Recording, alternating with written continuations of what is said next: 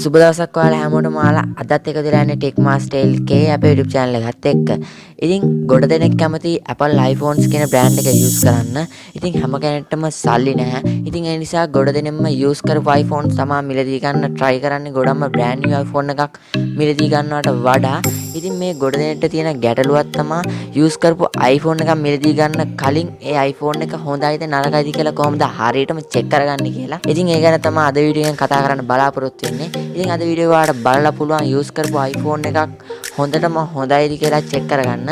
ඉතින් අද වීඩියෝ එකට යන්න කලින් ඔයා තාමත් ටෙක් මාස්ටර් LK අපේ YouTube channel එක subscribe කරලා නැත්නම් දැන් මම පල්ලා තියෙන රතු පාටින් subscribe කියලා බටන් එකක් ඒක click කරලා අපිව subscribe කරගන්න. ඒ වගේම ඊට පැත්තෙන් notification bell එකක් මතකතුව click කරලා තියාගන්න. එතකොට තමයි ඉස්සරහට දාන මේ වගේ videos වල notification එක ඔයා ගාවටම ගෙන්න ගැනීමේ හැකියාව තියෙන්නේ. එහෙනම් අපි අද වීඩියෝ එකට යමු.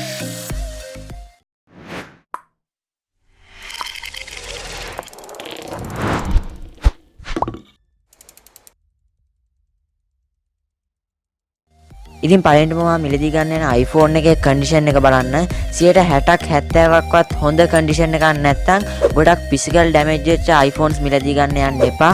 මොකද ඒ වගේ iPhones මිලදී ගත්තොත් ඔයා කාර්යයත් එක්ක මේ iPhone එක පාවිච්චි කරද්දී ගොඩක් මේ iPhone එක damage වෙන්න බලපානවා. ඉතින් ඒ නිසා 70ක්වත් හොඳ condition තියෙන iPhone එකක් මිලදී ගන්නවා වග බලා ගන්න. ඉතින් මෙතනින් දෙවෙනියට අනිවාර්යයෙන්ම ෆෝන් එකේ එමිනම් එක චෙක් කරගන්න. ඉතින් මේකට ගන්න තියෙනවා ෆෝන් එකේ settings වල about option එකට ගියාට පස්සේ ඔයාලට එමිනම් එක හොයාගන්න පුළුවන්. ඉතින් මේ එමිනම් එකේ උඩ ටැප් කරගෙන ඉඳලා එමිනම් එකේ copy කරගෙන ඉවරලා මම පල්ලා description එකේ දාලා තියෙනවා website එකේ link එක. ඉතින් ඒ website එකට ගිහිල්ලා ඔයා මෙතනට ඉස්සෙල්ලා copy කරගත්තු එමිනම් එකේ මෙතනට paste කරගන්න. ඉතින් ඊට පස්සේ ඔයාගේ iPhone එකේ details ඔක්කොම මෙතනට වැටෙනවා.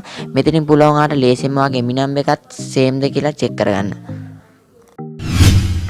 ඉතින් ඊළඟට ෆෝන් එකේ ඩිස්ප්ලේ එක බලන්න. ඩිස්ප්ලේ ට්‍රැක් වෙච්ච iPhones මිලදී ගන්න යන්න එපා.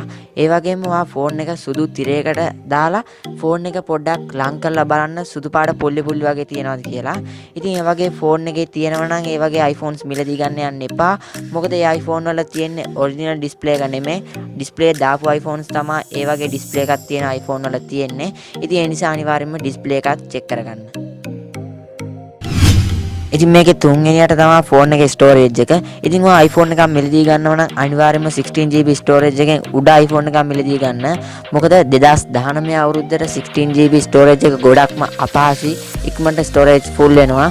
ඉතින් ඒ නිසා ඔය අනිවාර්යයෙන්ම 32 64 එහෙම නැත්නම් 128GB දක්වා තියෙන ස්ටෝරේජ් එකකින් එකක් මිලදී ගන්න ඔයා වග බලා ගන්න. ඉතින් මෙතනින් හතරවෙනිටම අනිවාර්යයෙන්ම ෆෝන් එකේ කැමරා එක චෙක් කරගන්න. ඉතින් ඔයා ෆෝන් එකේ කැමරා එකට ගිහිල්ලා ෆොටෝස් ටිකක් කැප්චර් කරලා බලන්න.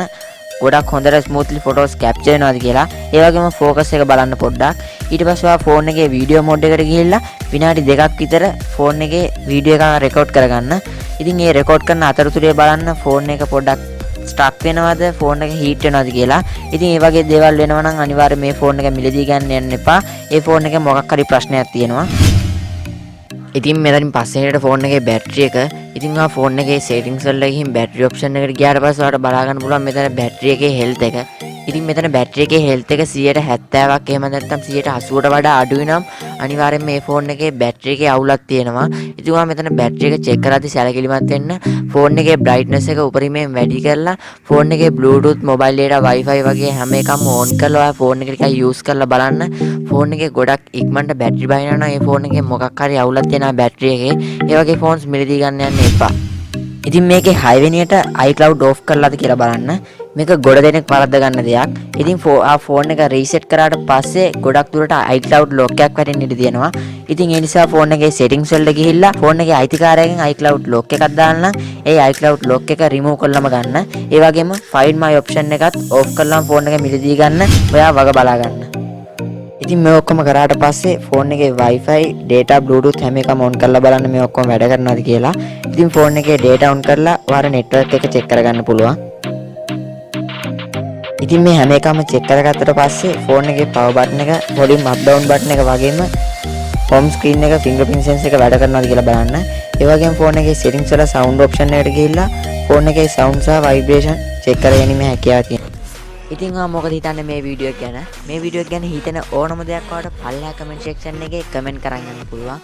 වීඩියෝ එක හොඳ නම් අනිවාර්යෙන්ම මතක ඇතුව ලයික් එකක් දාලා මේ වගේ වීඩියෝස් වාගේ යාළුවන්ටත් දැනගන්න ෂෙයා කරන්න අමතක කරන්න එපා. ඉතින් ඉස්සරහටත් මේ වගේ වීඩියෝස් බලන්න ඕන අපේ channel එක subscribe කරලා අනිවාර්යෙන්ම ඊට පැත්තේ ගෙනන notification bell එකත් click කරලා තියාගන්න.